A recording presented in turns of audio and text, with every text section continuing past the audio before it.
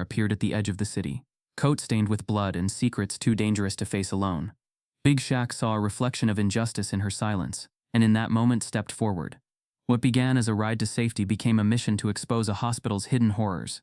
This time, when truth rises, it cannot be silenced.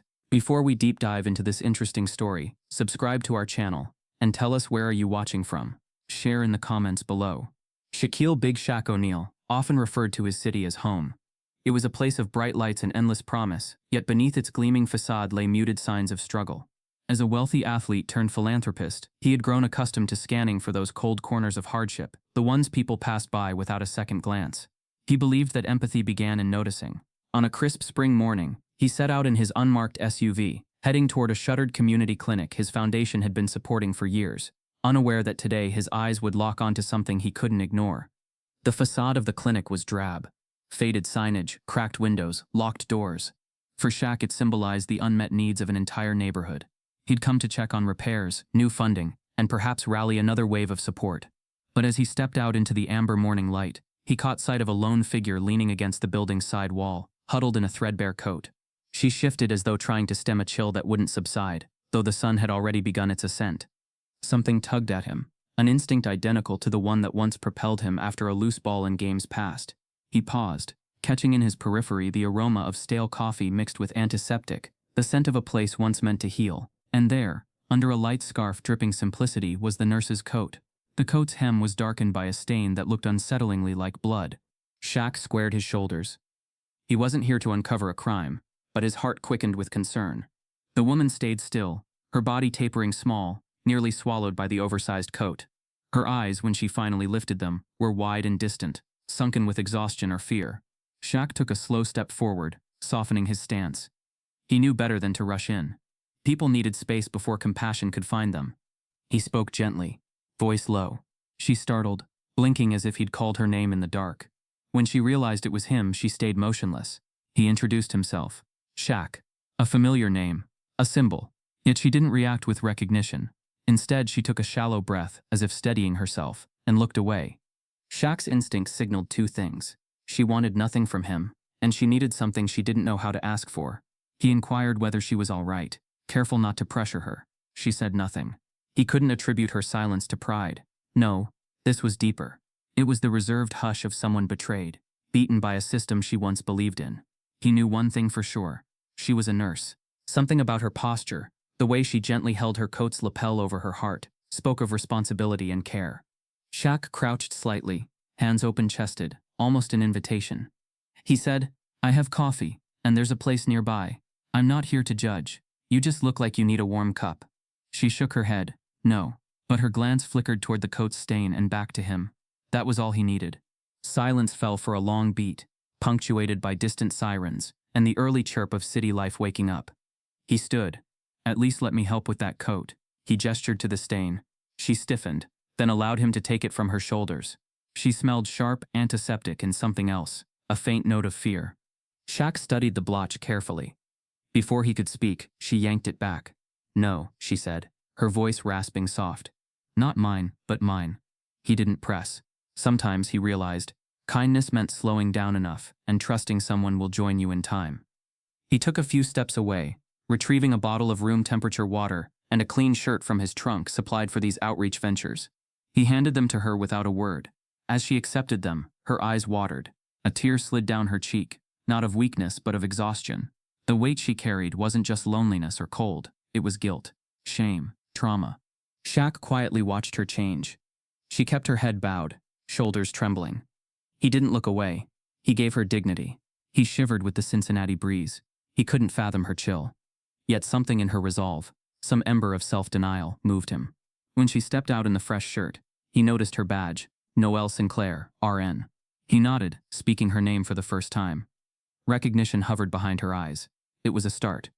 They stood in companionable silence for a moment. The city moved on. Kids on buses, shopkeepers unfolding storefronts. But for Shaq and Noelle, time felt electric. The morning sun cast long shadows, but he could see the cracks in her armor. He also understood that beneath those cracks was raw courage. She'd survived something he didn't yet know, something that frightened her more than the cold. "It's okay to tell me you don't want my help," he said gently.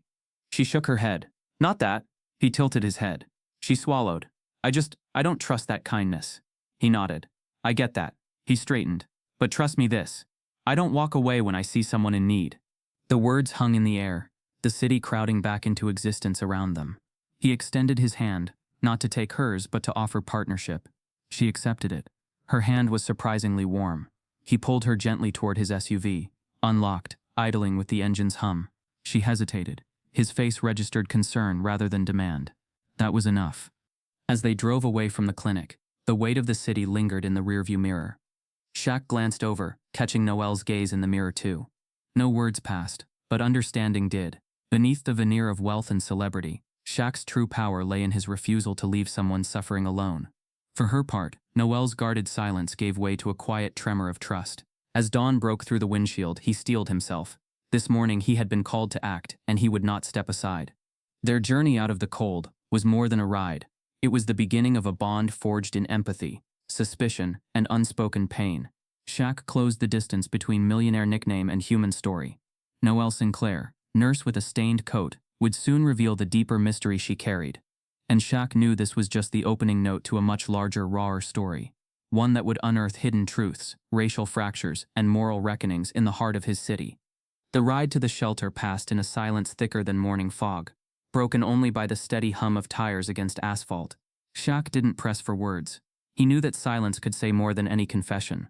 Noelle stared straight ahead, her posture tight and chin low, fingers clenched like a child bracing for punishment. She hadn't asked where they were going. She hadn't thanked him. She didn't need to. Her silence wasn't rude. It was armored. They arrived at a discreet brick building, tucked between a boarded-up laundromat and a shuttered daycare. It bore no sign, no warm welcome, just a steel door and a security code. Shaq punched in the digits with muscle memory and opened the door to a place few knew he funded. The shelter wasn't listed on any public registry. He preferred it that way. This was his quiet space for those who slipped through the cracks, the forgotten threads in the city's unraveling fabric. Inside, the contrast struck instantly. Clean beds, warm light, and soft humming from an old stereo in the corner. A few women looked up, wary at first, then eased back into their quiet routines. Noelle hesitated at the threshold, her hand tightening around the strap of a small duffel bag that looked barely full. She looked like someone who had entered places like this before, never for herself, always for others. Shaq gestured toward an empty cot and let her settle in without interference. A volunteer named Deirdre handed her a fresh towel and a pair of clean socks. Noelle accepted them without words, though her eyes briefly softened at the unexpected dignity of the moment. Shaq lingered near the doorway, sensing that whatever battle Noelle fought, it hadn't begun with homelessness. Later that morning, after she showered and changed, she sat across from Shaq in the common room, nursing a lukewarm cup of tea. The blood-stained coat was folded on her lap, scrubbed as best as possible but still marked. Her posture had eased, but her eyes remained guarded. Shaq waited. No words, no pressure, just presence. Eventually, she broke the silence. I didn't lose my job. I left. Her voice was low, but resolute. Shaq nodded slightly. Noelle looked down, tracing the rim of her paper cup with a thumbnail. A patient died, she said, and they blamed me. Her tone was flat, rehearsed, the kind of sentence one uses to deflect further questions. But Shaq caught the faintest crack beneath it. Guilt, or maybe grief. He didn't ask who they were, or what went wrong. She continued, almost absently. Not in the way you think. He didn't die because of a mistake. He died because he wasn't supposed to be there. Shaq leaned forward, just a little. He knew this city.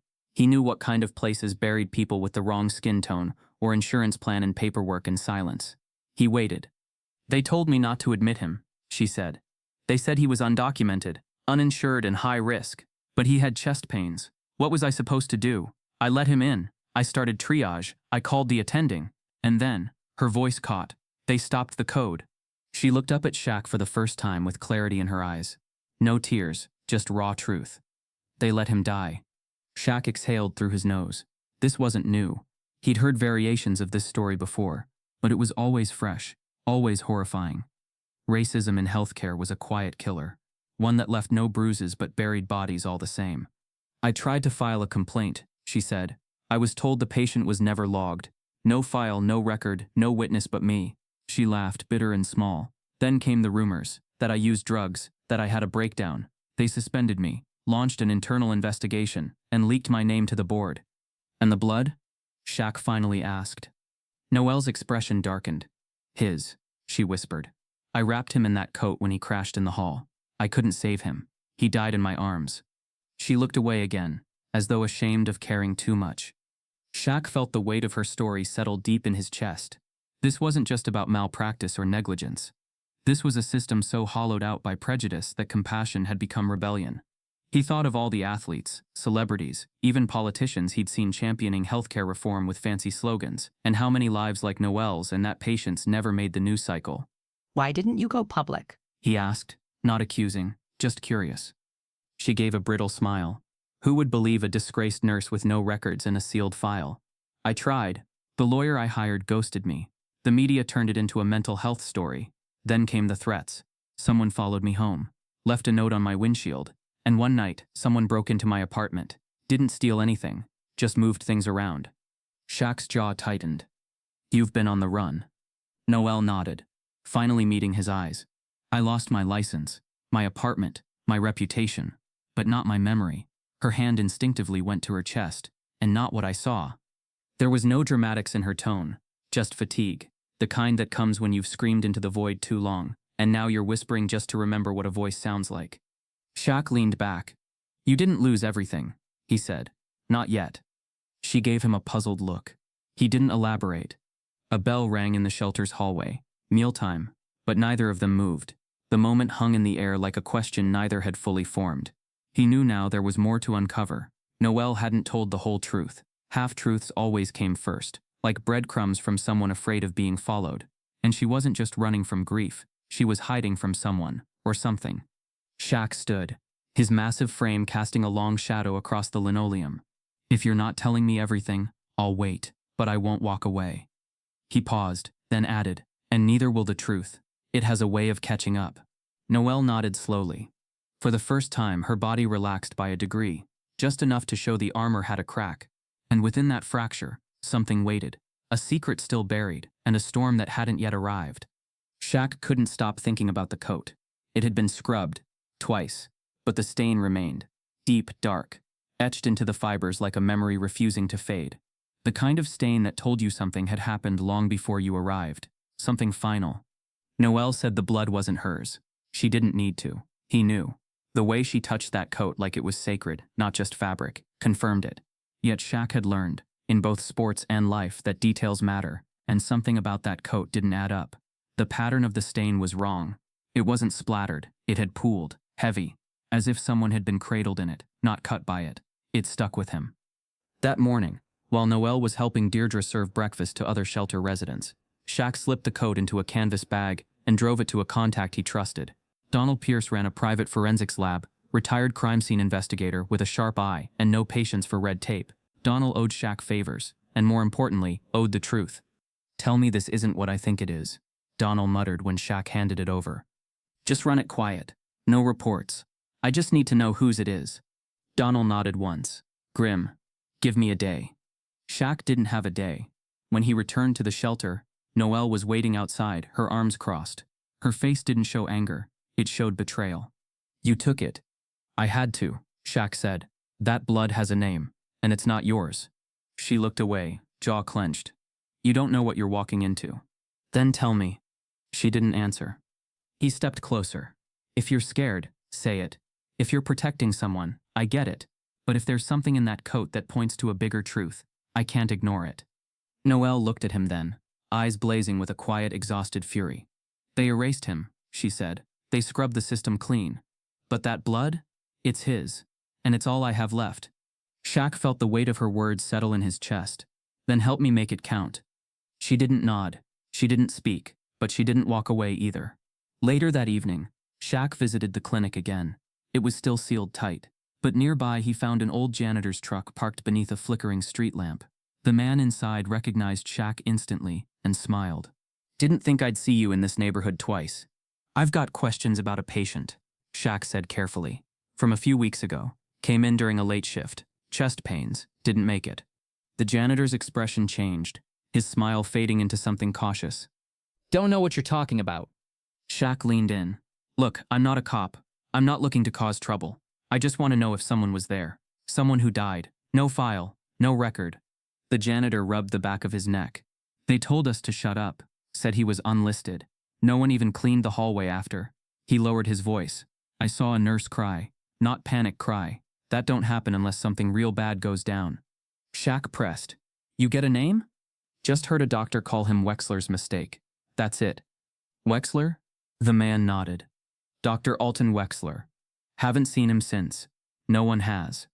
Shaq's pulse quickened. The first real lead. That night, back at the shelter, Noelle was sitting alone in the hallway, legs pulled to her chest like a child. She didn't look up when Shaq approached, but he sat beside her anyway. You didn't tell me about Wexler. She exhaled. I didn't think you'd get that far. You think I scare easy? I think most people back off when the system starts growling. Shaq shook his head.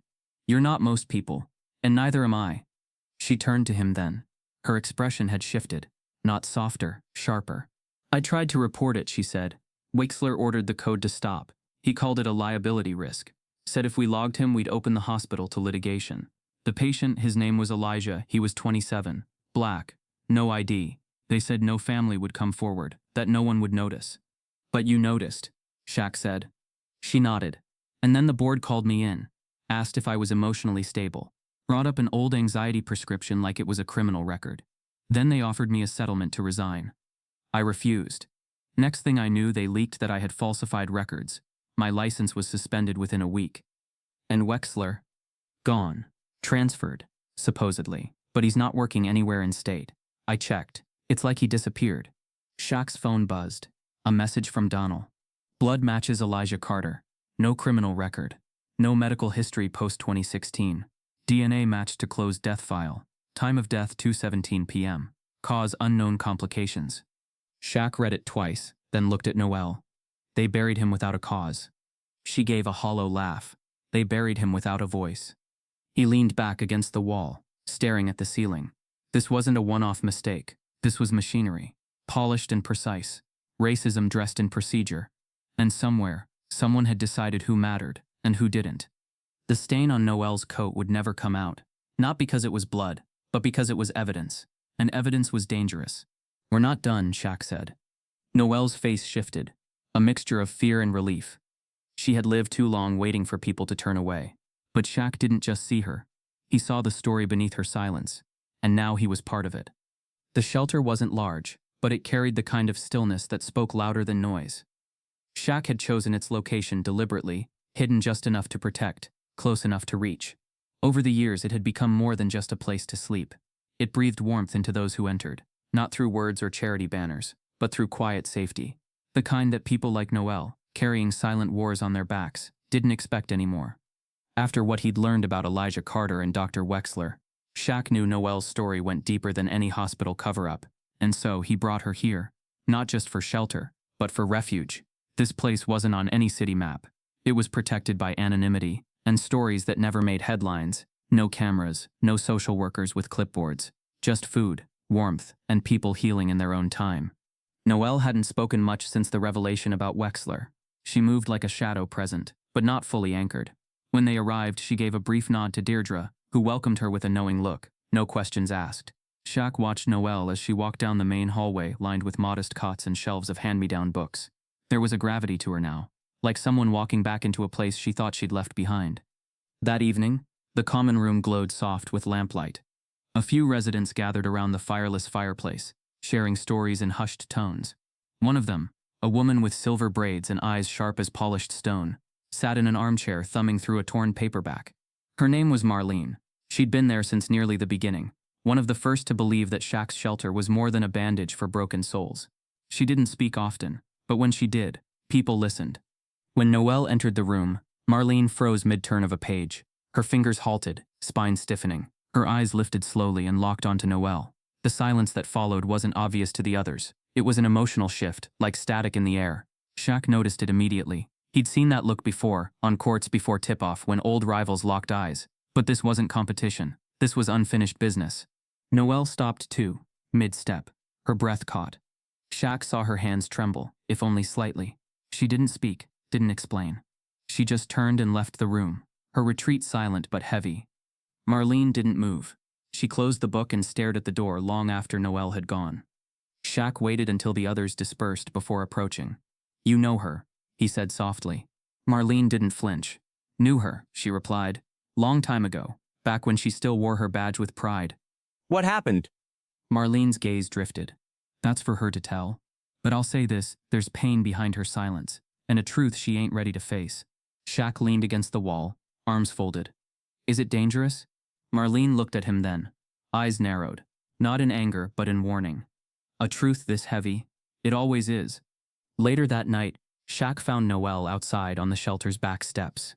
The city hummed in the distance, a low reminder of everything they couldn't escape. She didn't look at him, just pulled her sleeves over her hands and kept her eyes on the gravel. "I didn't know she'd be here," she said finally. "I figured," Shaq replied. "You want to talk about it?" She shook her head. "Not yet. Maybe not ever." Shaq sat beside her. "She said you used to wear your badge with pride." Noelle smiled bitterly. "I did, back when I thought hospitals saved people." "Did you hurt her?"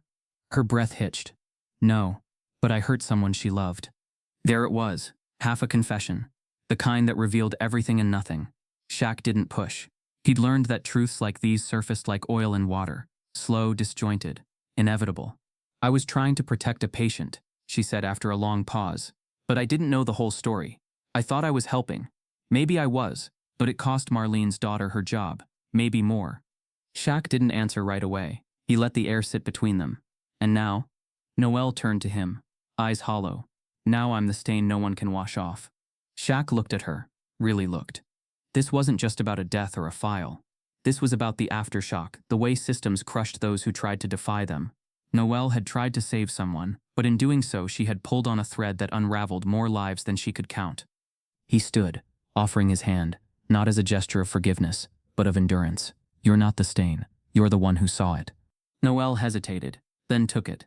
Inside, Marlene sat with her book unopened, her gaze lost in memory. She didn't know it yet, but the history between her and Noelle was about to resurface, and with it, a deeper truth that neither of them had fully spoken. Shaq sensed it now. The story wasn't just about a patient lost to a broken system. It was about the people who had tried to fight for him, and the collateral damage left in their wake. The shelter may have breathed warmth, but tonight it also stirred ghosts. The deeper Shaq dug, the more the city began to blur. Streets he'd once walked with pride now seemed unfamiliar, like facades built to hide wounds no one wanted to clean. His name still meant something here, still drew waves and selfies and grateful nods. But fame didn't crack silence, and what he was uncovering wasn't silence by accident, it was silence by design. Noelle had returned to the shelter's rhythm, but she was quieter now, if that were even possible. The brief confrontation with Marlene had rattled her, reopening an old wound that still bled beneath the surface. But Shaq didn't press her. He had enough to chase. He started with public records, but they offered little. Everything about the hospital's internal operations was locked tight. Seals, redactions, pending legal review. So he went where he had to, off the grid. Late-night calls, quiet meetings in diners, conversations with people who didn't want their names attached to the truth.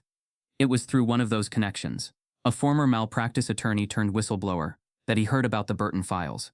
A sealed stack of legal documents filed nearly a decade ago, after the death of a black patient under suspicious conditions. The case never went to trial, settled quietly. The nurse who filed the initial complaint had her license revoked within 6 months. She moved out of state. No further trace. The deeper Shaq went, the more patterns emerged. Names missing from state boards. Nurses, mostly black, who left without any documented exit interviews. Complaints labeled as misconduct, but the details were scrubbed. Entire rotations of medical staff shuffled and replaced without notice. The hospital board's composition told its own story. 12 seats, 10 held by white executives, 2 by token representatives without voting power. It wasn't just about Elijah Carter anymore. He was one ripple in a pool poisoned long ago. Still, Shaq needed someone who had seen it from the inside, someone who had been close enough to the rot to smell it, but far enough now to name it. That's when he remembered Dr. Lionel Humes. Dr. Humes had retired 5 years ago under vague circumstances, early pension, health concerns, and a sudden relocation. Shaq remembered treating him at a charity golf tournament. A sharp man, quiet, the kind who didn't speak unless it mattered. He tracked Humes to a modest home 2 hours outside the city, nestled in a quiet town where people kept their questions to themselves. When Shaq arrived, Humes was tending a tomato garden behind the house, moving slowly but deliberately. "You brought the storm with you," Hume said before Shaq even spoke. I didn't come to stir it, Shaq replied. Just need help finding where it starts. They sat under a cracked porch awning, while cicadas hummed and the past grew heavy in the air. I stayed quiet too long, Hume said after a long pause. I told myself I was doing it for the greater good, that if I stayed inside, I could fix it from within. But the walls were too thick, and the money kept everyone comfortable with silence. What happened to Elijah Carter? Hume's jaw tightened. He was flagged. The moment he walked in. No insurance, no ID, skin too dark, voice too strong. Wexler wanted him out before anyone saw him. Why? Because Elijah had a medical file that disappeared 2 years before that day. He'd been a patient once already, admitted under a different name. That file had a note in it, a red flag from a case that nearly cost the hospital its funding. They made it disappear, but he came back. Shaq's stomach twisted. So they let him die to protect the lie. Humes nodded, and when Noelle pushed back, they made her the scapegoat. It wasn't new, just the latest version of an old trick. Shaq leaned forward. I found records of nurses who vanished from the system. Fired, relocated, scrubbed. What happened to them? Same thing that happened to Noelle, Humes said. They raised their hands and got labeled as unstable. Once that word lands in your file, it follows you. No hospital will touch you. You're done. And the board? Humes gave a bitter chuckle. The board isn't there to protect the patients. It exists to protect the brand. They're buried in donations, partnerships, real estate deals. If a black body dies quietly, it's not a scandal. It's just cost control. Shaq felt the weight settle in his gut like cement. Why are you telling me this now? Humes looked at him, eyes sharper than his frail body suggested. Because you're the first one who asked without wanting something. You didn't come here with a camera crew or a podcast pitch. You came alone. Shaq stood. I'm not done digging. Humes nodded slowly. Then be ready. The deeper you go, the more they'll push back. And they won't come for your wallet. They'll come for your silence. As Shaq drove back toward the city, he realized just how much had changed. He used to believe that racism wore a face, shouted slurs, or denied jobs. Now he saw it for what it really was. Paperwork, boardroom smiles, clinical neglect, invisible ink on lives that never made the news. When he arrived back at the shelter, Noelle was seated near the window, reading. She didn't look up until he placed a folder on the table beside her. Inside it, copies of the sealed lawsuit files, names of others like her, buried voices, stolen careers. She opened the folder slowly, her eyes scanning the pages, fingers trembling. They weren't just after you, Shaq said quietly. They've been doing this for years. Noelle looked up, her voice just above a whisper. Then it's not just about me anymore. No, Shaq said. It never was. The city outside buzzed with routine, its pulse steady, oblivious, but inside that shelter within those walls, something had shifted. The silence was breaking, and the city for the first time would have to listen. The city courthouse was a fortress of bureaucracy, layers of desks, security scanners, and fluorescent lights humming like they were tired of their own glow. Shaq had been here before, but never for something like this. He wasn't suing anyone, wasn't testifying. This time he was hunting. It had taken 3 favors and 1 quiet threat to get access to the archive room deep in the building's underbelly. A clerk named Vaughn, a former paralegal who knew the system better than the people running it, guided him to the restricted shelves. These are the settled too fast files, Vaughn said, almost whispering. Legal purgatory, no public scans, no digital tags, paper only. Shaq's fingers were thick but careful. He combed through the labeled boxes, each one stacked like coffins filled with names too inconvenient to remember. Then he saw it, thin lettering on a folder marked with a red triangle. Carter, E, Sinclair, N, Wexler, A. His gut clenched. He pulled it out, the paper crisp with time, but clearly handled. Inside were notes, not official memos, not court documents, but internal communications. Emails printed and stapled, some with handwritten notes in margins. He read, patient not admitted per intake protocol. Unidentified male. Staff deviation reported by N. Sinclair. Then a sharper line. Dr. Wexler advised to redirect code activation to minimize exposure. Below that, settlement option prepared. Escalation contingency ready. Shaq turned the page. The third document hit him harder than the others, an unsigned memo from a hospital board advisor suggesting Sinclair's removal as necessary for continuity. Removal. Not termination, not suspension. Removal. At the bottom, a name stood alone. Dr. Alton Wexler. Next to it, stamped in faded blue ink, not available for deposition. Shaq closed the file slowly. There had only ever been 3 of these, according to Vaughn. One was tied to a whistleblower case from 2011, sealed. Another to an immigrant patient with a heart condition, sealed and redacted. But this one? It had been misfiled under Carter's last name, buried deep and nearly forgotten. As he climbed back into his SUV, file secured in the passenger seat like contraband, he knew this changed everything. This wasn't just a pattern. It was policy. Designed, executed, sanitized, and Noelle's name was in the middle of it. Back at the shelter, the mood had shifted subtly. Marlene was no longer avoiding Noelle. The air between them was still charged, but the weight of shared pain had dulled the sharp edges. Noelle had been helping with supplies, quieter than usual, but more present. Shaq didn't wait. He found her in the back office sorting canned food. "Noelle," he said, holding the file. "I found something. You need to see it." She looked up, and the second her eyes caught the folder's label, she froze. Her skin paled, lips parting slightly. "Where did you get that?" "In the legal archives. Misfiled. Buried." She took it from his hand like it was made of glass. She opened it slowly, scanning each page like rereading a trauma she'd tried to forget. By the time she reached the last memo, her hands were trembling. "They planned it," she whispered. "They planned it from the moment I spoke up." Shaq sat beside her. Wexler never testified. He disappeared. They marked him not available. What does that mean? Noelle stared blankly at the desk, as if searching for a past that had never left her. "After Elijah died, I filed a complaint. Within 24 hours, my badge stopped working. I was locked out of the hospital system. Then Wexler vanished. No explanation. The board called me in, told me he'd gone on leave, but I overheard someone say they'd handled the exposure. I thought they meant the press. Now I think they meant him." Shaq absorbed her words. "You think he's dead?" "I don't know. But if he's alive, he's hiding. Or he's being hidden." Shaq looked at the file again. The phrase escalation contingency echoed in his mind. This wasn't panic. It was protocol. Noelle shut the folder and held it close to her chest. This isn't just about Elijah. They were preparing for more. More patience. More resistance. They had a playbook. Shaq nodded slowly. The more he looked at her, the more he saw not just a nurse caught in a scandal, but someone who had stood in the path of a moving machine. And that machine had tried to erase her. "This is going public," he said.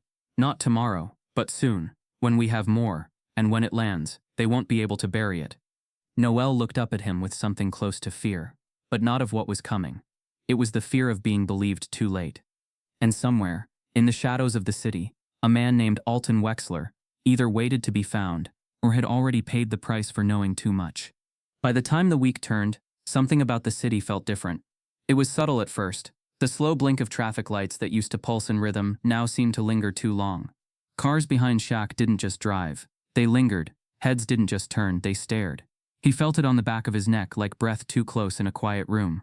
He parked outside a local food pantry he often funded, and when he returned to his SUV 20 minutes later, the metallic glint on the driver's side door stopped him cold. A deep, deliberate scratch ran along the length, clean, cruel, unmistakable. But it wasn't just vandalism.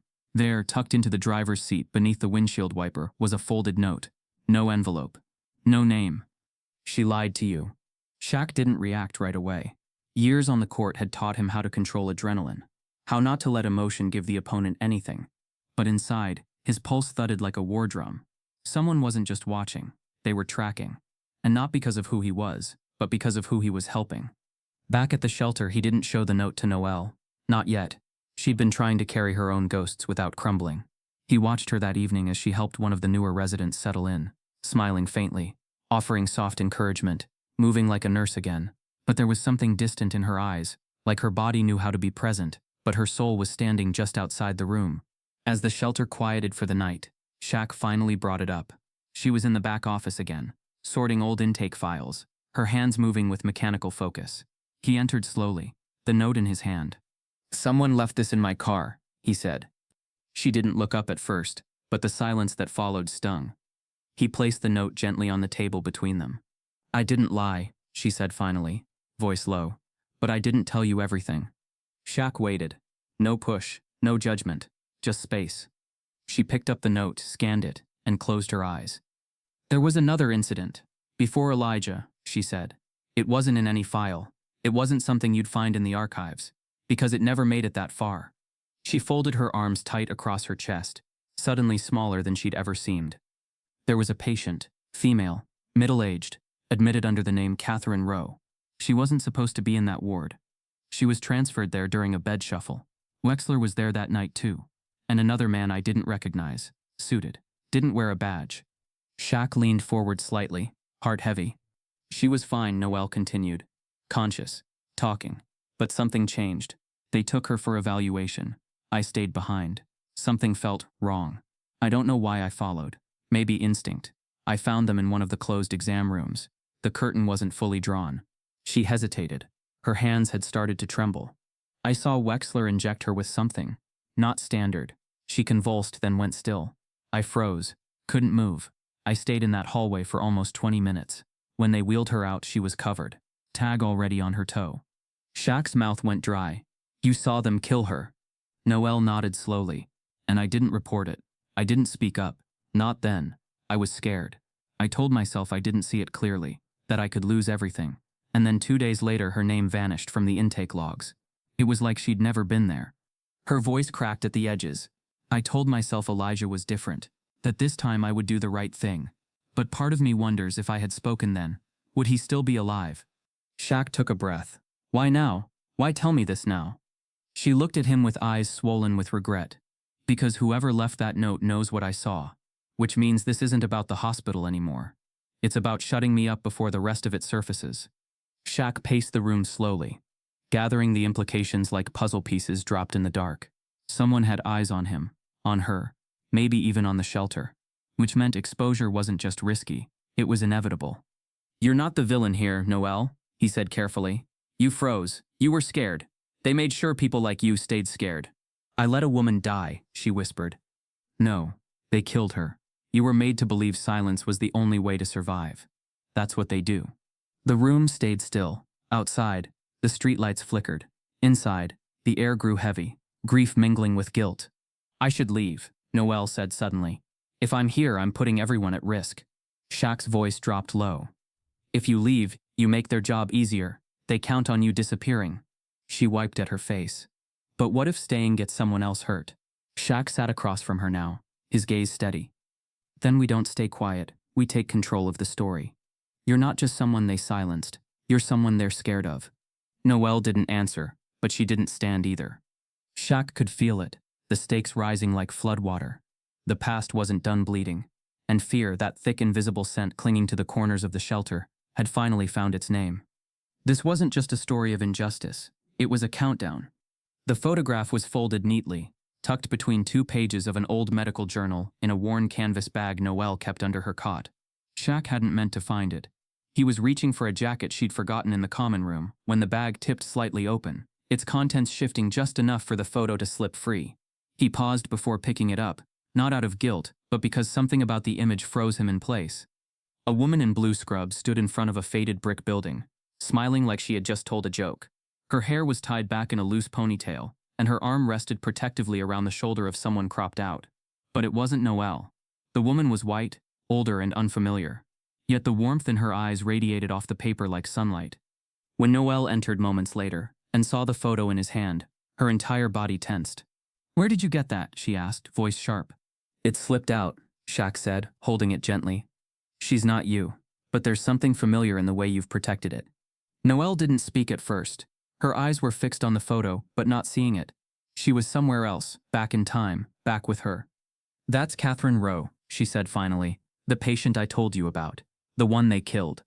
Shaq's grip tightened on the edges of the photo. I thought she didn't have any records. She didn't, Noelle said. They scrubbed everything. But that photo, it's the only proof I have that she existed. She stepped closer, gently taking the picture from him. It was taken outside the old Eastwood clinic. She used to volunteer there. That's where we met. Shaq raised a brow. You knew her before she became your patient. Noelle nodded. More than that, we were friends. She was kind, funny, the kind of nurse who brought soup for the patients and coffee for the janitors. But she had a secret, one that cost her everything. Shaq waited.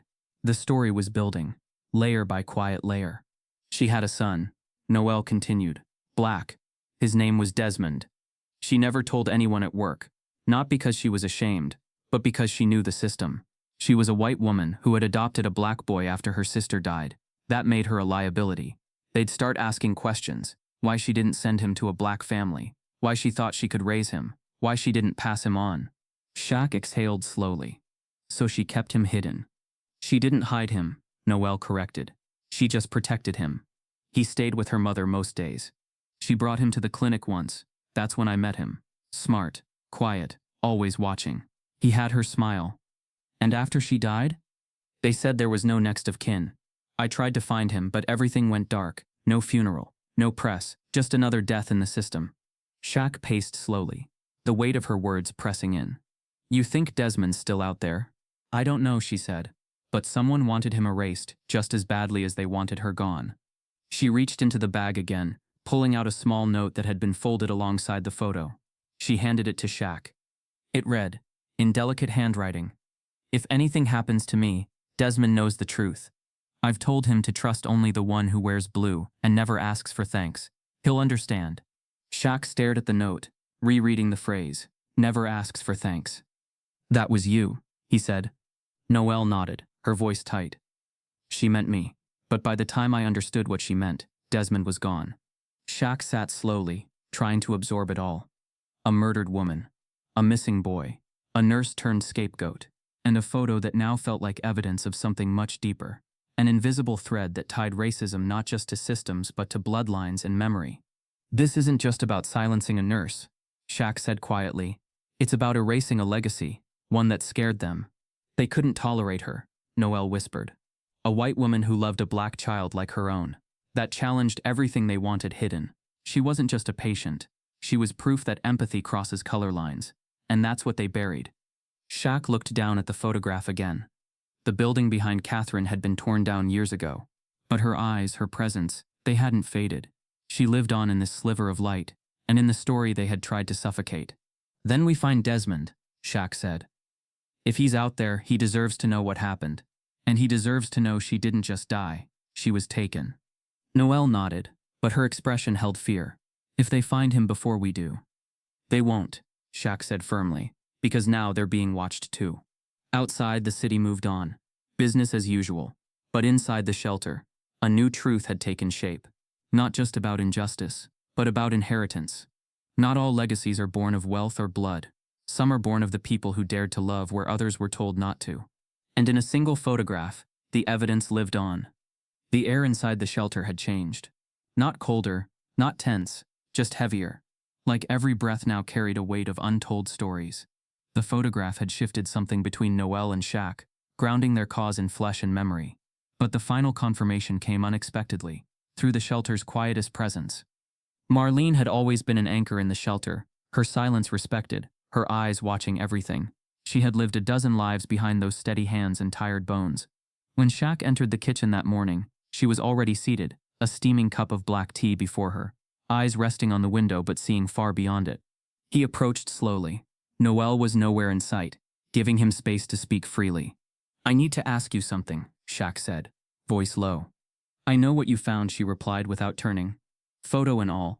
Shaq pulled the worn image from his pocket, placing it gently on the table. Marlene's fingers didn't tremble when she touched it. She traced the face of the woman like she had memorized it 100 times already. She was my daughter, she said. Shaq exhaled. Catherine. Marlene nodded, finally turning to look at him. She died with people calling her selfish, disgraceful. A white woman raising a black child alone? That wasn't seen as noble. It was seen as a problem. She was murdered, Shaq said, and they buried her name with the paperwork. No, Marlene replied quietly. They didn't bury her.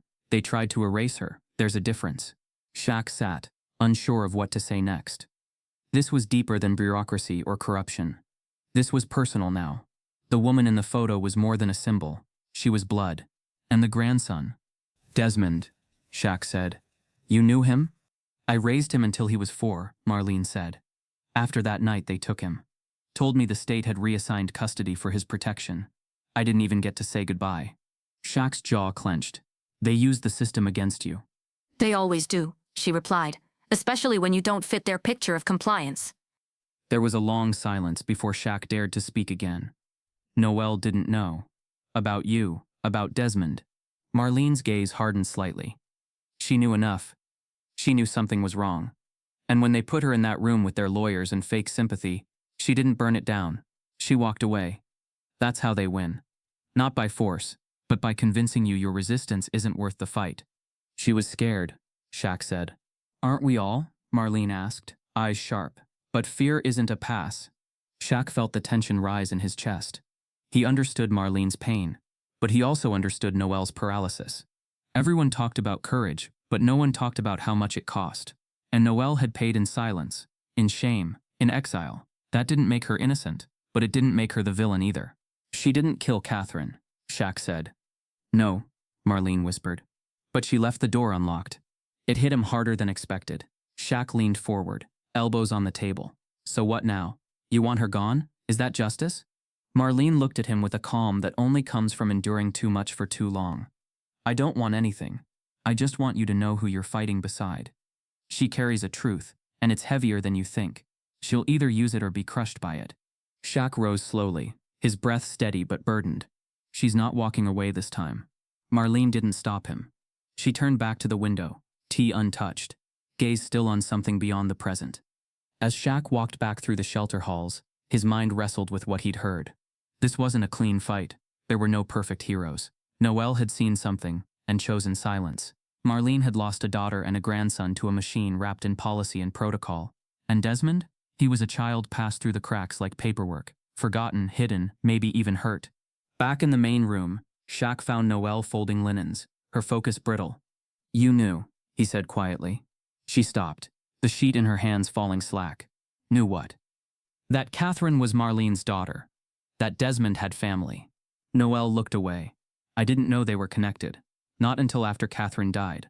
I saw a photo in her locker, her with Marlene, but by then everything was spiraling. Shaq's voice stayed level. You didn't try to reach her? I couldn't even reach myself, she said, pain lacing every word. By the time I realized what I'd witnessed, I was being stripped of my credentials and reputation. I was in survival mode. That's not an excuse, it's just the truth. Shaq nodded slowly, the weight of everything pressing down. She doesn't hate you. I wouldn't blame her if she did, Noelle whispered. I became exactly what the system wanted me to be. Quiet, complicit, broken. You're not broken, he said. Not yet, she replied, but I've come close. Shaq stood there, caught between two truths. Marlene's anger was justified. Noelle's regret was real, and in the space between them a boy had vanished. Desmond wasn't just a mystery now. He was the thread tying everyone together, and if they were going to find him, it would take more than exposing the system. It would take confronting everything they'd done to survive it. As Shaq walked away, he understood. The fight ahead wasn't just against injustice. It was against the guilt that lived in its shadow. The stage was set beneath the glow of polished lights and perfectly timed applause. A university amphitheater, newly renovated, packed with media, donors, and eager students. Tonight was supposed to be about legacy. Shaquille Big Shaq O'Neal being honored for decades of philanthropy, community work, and quiet resilience. The screens behind him cycled through images of charity events, shelter expansions, and smiling children in basketball clinics. Everything was curated, polished, safe. But tonight, Shaq wasn't playing safe. As the crowd settled, and the MC's introduction faded, Shaq stood center stage in a tailored gray suit, microphone in hand, a practiced smile tugging at his face. He began the way they expected, soft anecdotes, a few laughs about old teammates and the first shelter he ever funded. The audience leaned in, warm, ready to celebrate. But then the rhythm shifted. I've always believed in using my voice for something bigger, he said, the tone darkening slightly. But sometimes, the biggest thing you can do with your voice is break a silence.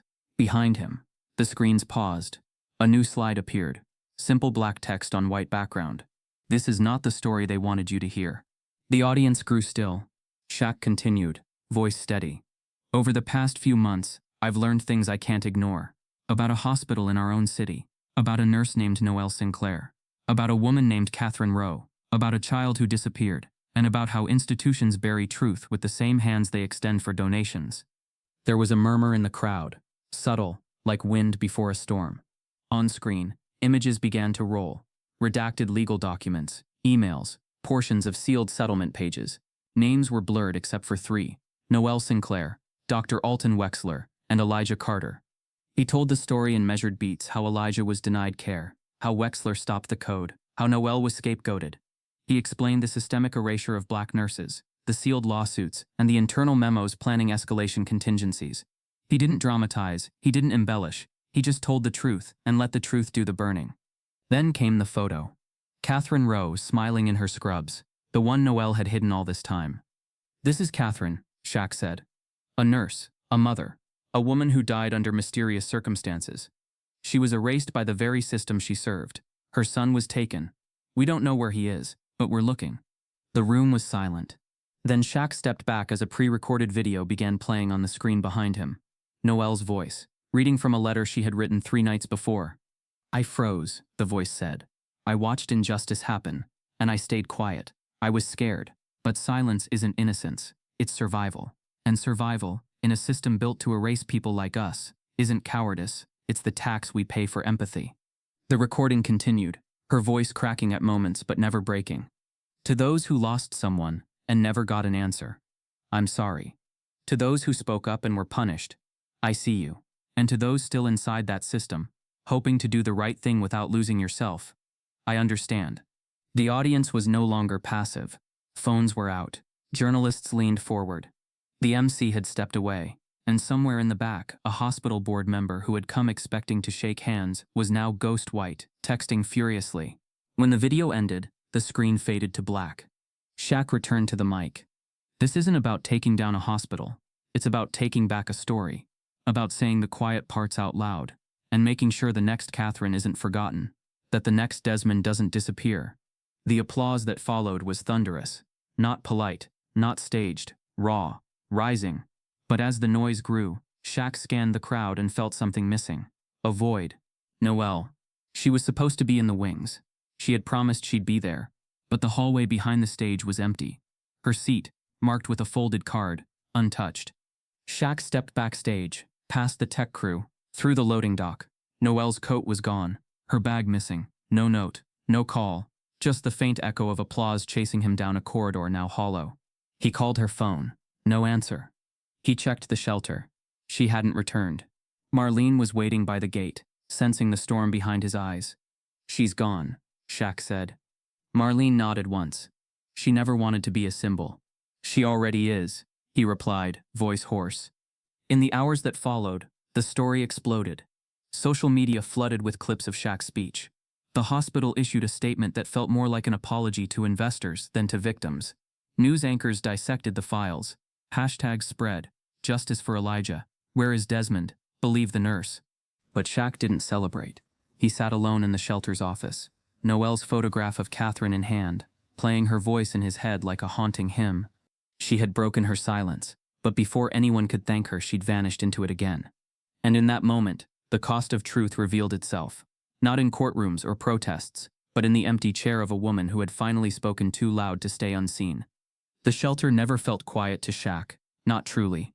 Even in the stillest hours of early morning, the building held sounds, the soft creak of pipes, the hush of breathing through worn walls, the murmured dreams of those finally safe enough to sleep.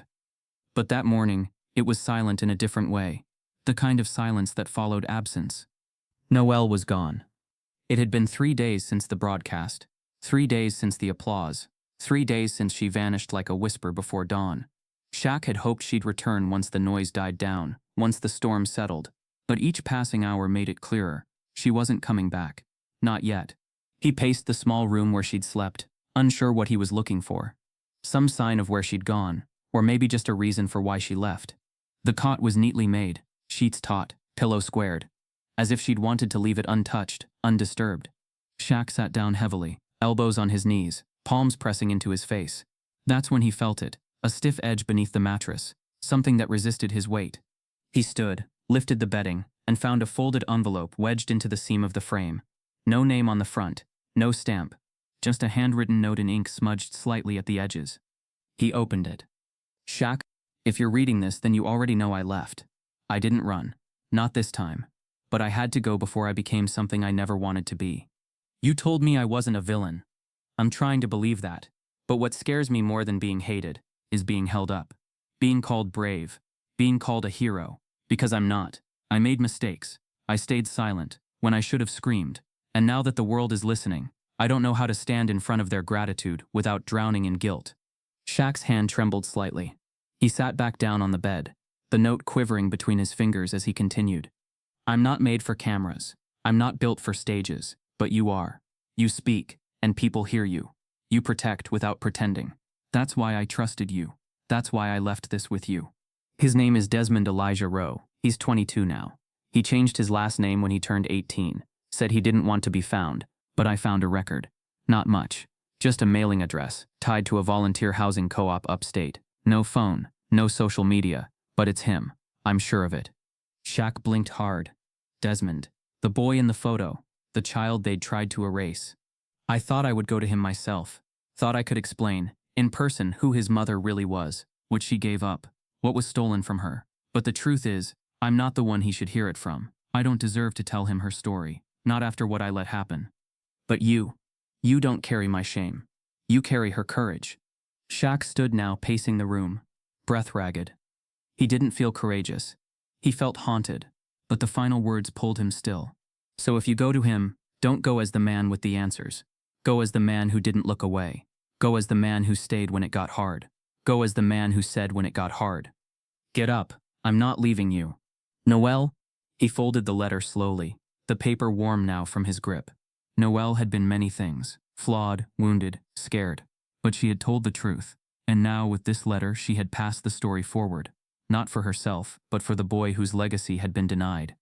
Shaq slipped the note into his coat, then picked up the slip of paper that had been folded behind it, a hand-scrawled address. Simple, unassuming, but it felt like the center of everything. He looked around the room one last time. Noelle's scent lingered faintly in the sheets. Soap, coffee, ink, the scent of a woman who had finally told the truth and walked away before the world turned her story into something she couldn't carry.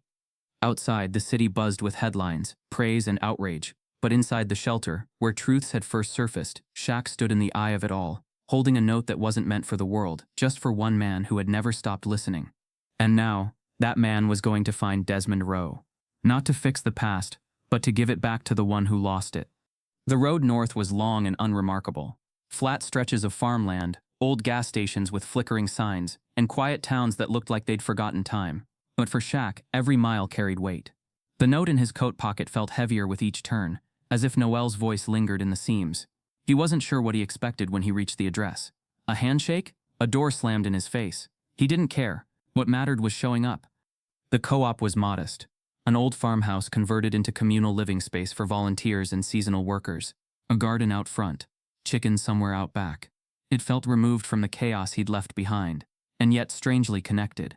Here perhaps the past had tried to grow roots in peace. He knocked on the door just after noon. The sun was high, the breeze warm.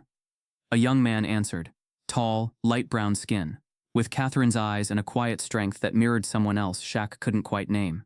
He didn't flinch when he saw who stood at the door. If he was surprised to see a legend on his porch, he didn't show it. Desmond Rowe? Shaq asked, gently. The young man nodded. I figured you might come. Shaq blinked. You did? Desmond opened the door wider.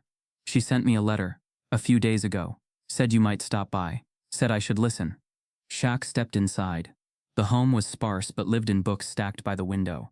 Hand-stitched quilts, mismatched mugs. It smelled of fresh herbs and old wood. Desmond led him to the kitchen and motioned toward a chair. They sat in silence for a moment. Then Shaq reached into his coat and pulled out the photo, the one of Catherine in her scrubs, smiling. He slid it across the table. Desmond stared at it for a long time. She used to smile like that when she danced, he said, voice low. She'd put on old records and sway around the kitchen like no one was watching. Shaq nodded. She wasn't forgotten, Desmond. Not by Noelle, not by the people who knew what really happened. I always wondered, Desmond said. They told me she died of complications. Said there was no family to claim me. Said I was lucky to be placed fast. He looked up, eyes clear. I didn't feel lucky. Shaq placed the note next to the photo. Noelle wanted to tell you herself, but she didn't feel she deserved it. She thought, maybe I could carry the story without the weight she was carrying. Desmond read the note in silence. His jaw tightened once, but he didn't cry. He looked like someone who had learned long ago to grieve in private. She said my mother was brave. She was more than brave, Shaq said. She loved you enough to risk everything, and they punished her for it. Desmond tapped the photo once. They called her unstable in the adoption records, said she wasn't fit to raise me. He shook his head, but I remember her hands. They were always steady, always warm. Shaq leaned back slightly. They did everything they could to erase her, but Noelle held on to this photo all these years. She believed one day the truth would matter. Desmond looked at him, expression unreadable. And what do you believe? Shaq didn't hesitate. I believe the truth is only as powerful as the people willing to live by it. Noelle broke, but then she chose to stand. She chose to speak, and she left me with a message that led me here. Desmond nodded slowly. So what now? Shaq smiled faintly. Now we tell her story. Your mother's, Elijah's, Noelle's, we tell them in full. Not as tragedies, but as proof that silence doesn't win if we refuse to leave. Desmond looked down, then back up. She taught me never to stay on the floor too long. Said it's okay to fall, but it's not okay to settle there. Shaq stood. That's why I came. To say what she never got to say. What your mother might have said, if they hadn't stolen that chance. He walked to the door but paused before opening it.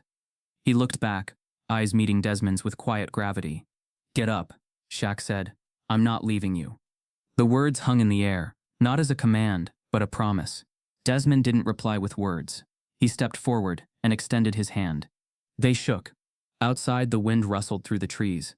The city was far behind them, but its echoes carried. What had started as a whisper in a nurse's heart had traveled through silence, shame, and resistance, until it arrived at a doorstep not built for fanfare, but for healing.